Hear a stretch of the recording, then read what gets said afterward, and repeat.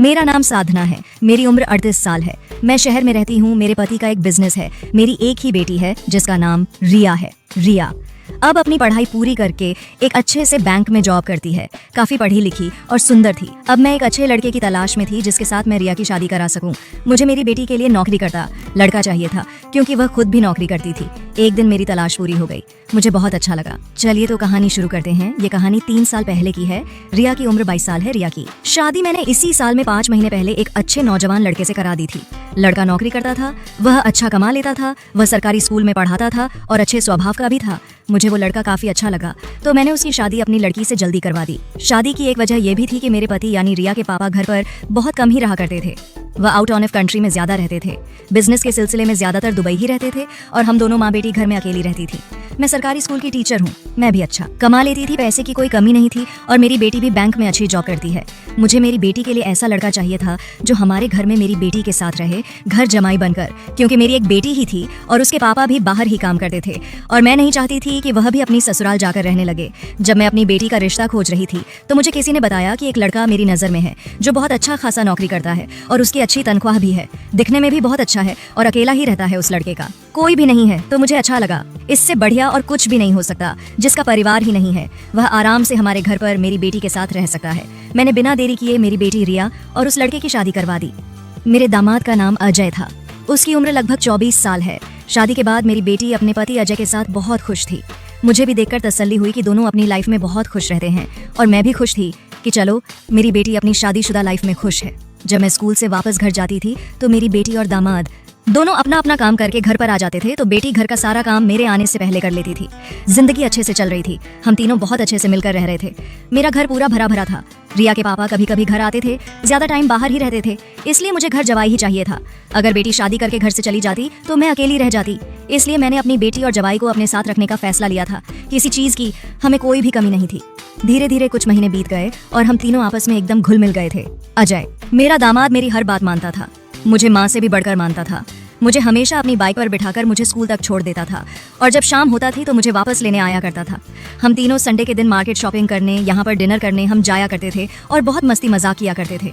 एक दिन अचानक से मुझे फोन आया कि मेरे पिताजी की तबीयत बहुत खराब है। ये बात मुझे सुनकर रहा नहीं गया और मैं उन्हें देखने के लिए गाँव जाना चाहती थी। मैंने अपनी बेटी रिया और अपने दामाद अजय को अपने साथ चलने के लिए कहा, पर मेरी बेटी बोली कि माँ बैंक में अभी बहुत काम चल रहा है, मुझे छुट्टी नहीं मिल पाएगी, इसलिए मैं तो आपके साथ नहीं आ पाऊंगी।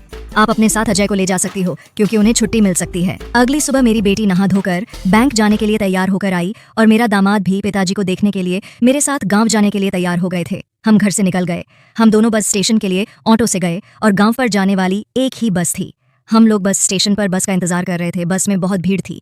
अब गांव के लिए एक ही बस जाती थी। दिन में सिर्फ एक बस ही जाती थी गांव को, तो कैसे भी करके मजबूरन हमें उस बस में चढ़ना ही था। पहले मैं बस में चढ़ी, उसके बाद पीछे से अजय भी बस में चढ़ गया। वहां पर हम लोगों को सीट नहीं मिली थी, इसलिए हम लोग खड़े खड़े जा रहे थे। थोड़ी देर बाद बस ऐसे ही चलती रही और फिर दूसरे बस स्टॉप पर रुकी तो वहां पर भी ज्यादा लोग बस में चढ़ गए। बस बहुत ज्यादा भर गई थी, पर कैसे भी करके गांव तो जाना ही था। बस फिर से चल पड़ी। 5 मिनट बाद मुझे लगा कि मुझे किसी ने धक्का दिया क्योंकि बस में भीड़ ज्यादा थी। मैं पीछे मुड़कर देखी तो वो अजय था। काफी दिक्कत का सामना करके हम लोग अपने गाँव पहुंच गए थे। वहां पहुंचने के बाद अपने पिताजी से मिली और अपने भैया भाभी से भी मिली। हम सब मिलकर बहुत देर तक आपस में बातें भी की। सुबह मैं अपने घर के लिए वापस निकल गई। जनवरी का महीना था। ठंड बहुत ज्यादा बढ़ गया था। दोनों फिर से उस बस में भीड़ भाड़ का सामना करते हुए अपने घर पहुंच गए। जनवरी में बहुत ज्यादा ही ठंड बढ़ गया था, जिसके कारण इस महीने के लास्ट तक स्कूल में छुट्टी हो गई। मेरी बेटी तो हमेशा काम पर जाया करती थी क्योंकि वह बैंक में जॉब करती थी। वह रोजाना अपने काम पर चली जाती थी, तो घर में मैं और अजय ही बचते थे। संडे के दिन हम सभी लोग घर पर थे। ठंड ज्यादा थी, इसीलिए हम बाहर घूमने नहीं गए और अपने अपने कमरे में ही बैठे रहे। मैं अपने रूम में बैठी थी कि मुझे कुछ देर बाद प्यास लगी और मैं पानी लेने अपने रूम से बाहर निकली तो मुझे कुछ आवाज सुनाई दी। मैंने देखा कि आवाज मेरी बेटी के कमरे से आ रही थी।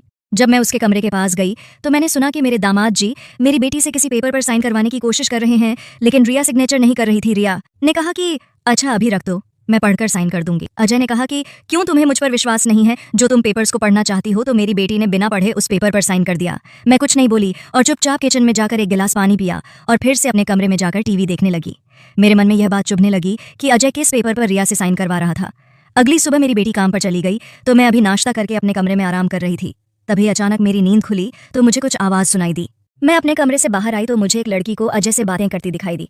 मैंने पूछा, ये कौन है? तो मुझसे कहने लगा, रिया तो ऑफिस चली जाती है, तो आप पूरे दिन काम करके घर में थक जाया करती हो, इसीलिए मैं घर पर यह नौकरानी लेकर आया हूँ। मैंने कहा बेटा इसकी कोई ज़रूरत नहीं है, घर पर बैठे बैठे के मैं बोर होती हूँ और ना ही थकती हूँ।